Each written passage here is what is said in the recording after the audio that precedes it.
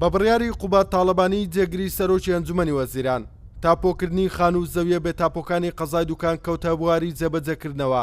قایمقامی قەزای دوکان دەڵێت ئەو بڕیارە خزمەتێکی گەورە بە سنووری قەزای دوکان دەکات. بە فەرمانی بەڕێز جێگری سەرۆکی حکوومەتی هەرێم جەنابی کاقوبات دوو فەرمانی گرنگ دەرچووە کە خزمەتێکی تەواوەتی بە سنووری قەزای دوکانەکە.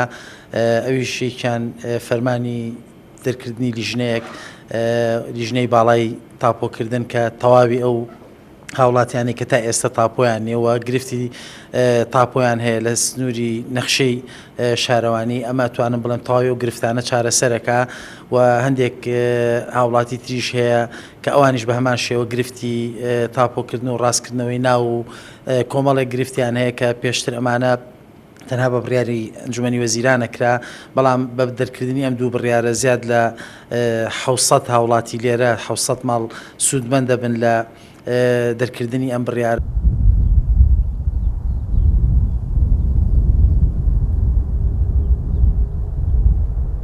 دەرکردنی بڕیاری تاپۆکردنی و خان و زەویە بێ تاپۆیانەی قەزای دوکان جگەلەوەی هاوڵاتیان لێ سوودمەند دەبن داهاتەکەشی بۆ پرۆژە خزمەت گوزاریەکانی شارەوانی دوکان بەکاردەهێنرێتەوە. دیارە بەم بڕیارە ڕاستەخۆ هاوڵاتیەکە لی سوودمەند دەبێت لە بری ئەو سوودمەندیە بڕێک پارە دیاری کراوە ئەبێتە داهات بۆ شارەوانی و شارەوانیش ئەتوانێت ئەم داهاتە لە پرۆژە خزمەت گوزاریەکان لە سنووری شارەوانەکانی خۆمانە بەکاربێنێتەوە.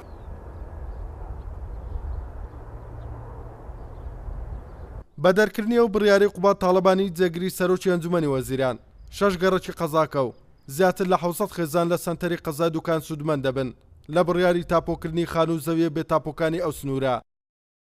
توانە عومەر، کورسات نیوز، قەزای دوکان.